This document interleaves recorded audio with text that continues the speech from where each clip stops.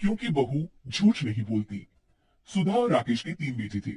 शादी के बाद तीनों माँ बाप से दूर रहती और सिर्फ त्योहारों में आती। माँ जी, पिताजी, अगली बार आप लोग हमारे घर आइएगा। अरे नहीं बहू, सब यही आ जाते हैं तो घर खिला खिला लगता है। हाँ बहू, तू हमेशा बुलाती है तो जरूर आएंगे तेरे पास भी। हाँ हाँ, दीदी का घर बड़ा जो है, सब कुछ अपनी शादी के बाद दीदी को ही तो दे दिया था। हमें भी दिया होता तो हम भी बड़ा कर लेते। क्यों सुनील? अरे नहीं नहीं, पापा ने सबको एक बराबर ही दिया है। छोटी बहू, क्या चाहिए तुम्हें, बोलो।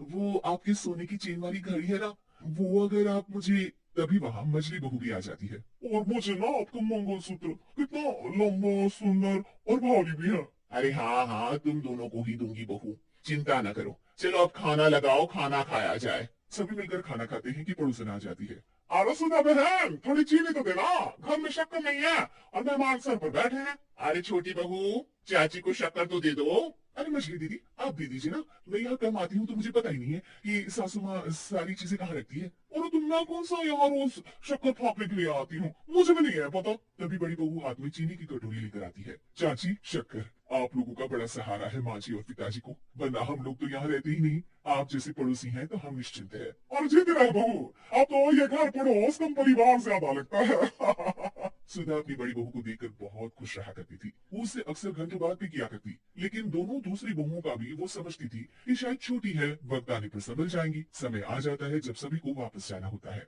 माँ जी, हम लोगों की फ्लाइट पहले है, हमें इजाजत दे। वो सास की गले लगकर चली जाती है। थोड़ी देर बाद छोटी बहू कहती है, माँ जी, मैं ना ये सोफे के कवर और चादरें ले जा रही हूँ, यहाँ तो ऐसे ही पड़ी रहेंगी। हाँ हाँ बहू, ले जा। और कुछ चाहिए तो बोल। और तो चाहिए बहुत कुछ, तो चलिए कोई बात नहीं, अगली बार ले जाऊंगी ना। ऐसे ही मंझली बहू भी घर का बहुत सारा सामान ले जाती है। सभी के जाने के बाद सुधा राकेश से कहती है, घर कितना सूना लग रहा है ना। हाँ, और खाने की तुम्हारी दोनों बहुएं सब बटोर गई।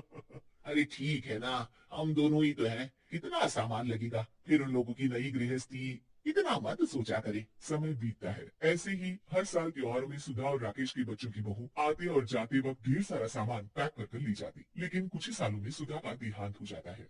पिताजी, आप यहाँ अकेले क्या करेंगे, हम लोगों के साथ चलिए। अरे नहीं नहीं बहू, इस घर में सुधा की यादें हैं, मैं उसे नहीं छोड़ सकता हूँ। अब तुम लोगों की माँ नहीं रही। देख लो, वैसे तो मैंने उसके जीते जी सब कुछ दे दिया है, लेकिन कुछ उसका पर्सनल कीमती सामान था जो ये है, ले लो। सामान में होती है एक घड़ी और एक मंगलसूत्र। माँ जी ने कहा था कि वो ये घड़ी मुझे देंगी। हाँ हाँ पिताजी, माँ ने सबके सामने ये घड़ी सरिता को देने के लिए कहा था। उठा लो सरिता माँ की घड़ी। अब क्या था, छोटी बहू फट से घड़ी उठा लेती है। और पिताजी, ये मंगलसूत्र तो माँ ने मुझे ही देने को कहा था, याद है ना। वो सभी की ओर इशारा करती है। तू भी ले ले ये हार बेटा, कोई बात नहीं। मंजरी फटाक से हार उठा लेती है। ससुर बड़ी बहू की तरफ देखते हैं। तुझे क्या दूं बेटा। पिताजी, माँ ने एक चीज मेरे लिए भी रखी है। सभी के कान खड़े हो जाते हैं कि आखिर सास ने क्या रखा होगा बड़ी के लिए। अरे माँ जी तो दीदी से प्यार भी ज्यादा ही करती थी, हमेशा उनसे बात किया करती। जरूर कोई बड़ी और अपनी प्रिय चीज दी होगी दीदी को। और देख लेते हैं ना, वरना तो हम भी बराबर का बंटवारा करेंगे।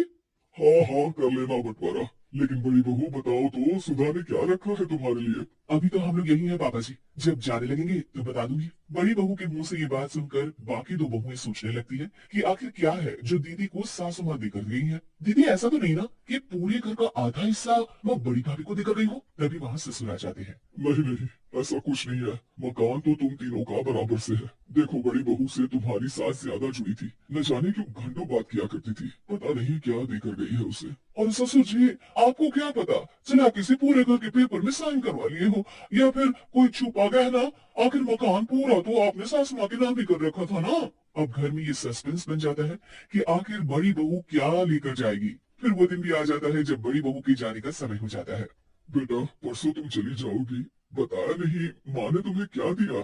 घड़ी और हार जो बेशकीमती था और तुम्हारी सास को सबसे ज्यादा प्रिय था, उसका तो बंटवारा भी हो चुका है। अब तुम्हारी बारी। हाँ पिताजी, आज मैं ये बात बताने ही वाली थी। माँ ने मुझे उससे भी बेशकीमती चीज दी है, और वो है आप। आपसे अधिक प्रिय उन्हें कुछ नहीं था। माँ चाहती थी कि आप मेरे साथ रहे। चलिए पिताजी। बेटा, मेरे पास तो कोई पेंशन भी नहीं है और ना ही कोई प्रॉपर्टी। लेकिन आपके पास संस्कार है पिताजी, जो मेरे बच्चे आपसे लेंगे। तो आपको ले जाने पर स्वार्थ ही है मेरा। चलिए ना पापा। सभी के सामने पिताजी बड़ी बहू और बेटे के साथ उनके घर चले जाते हैं।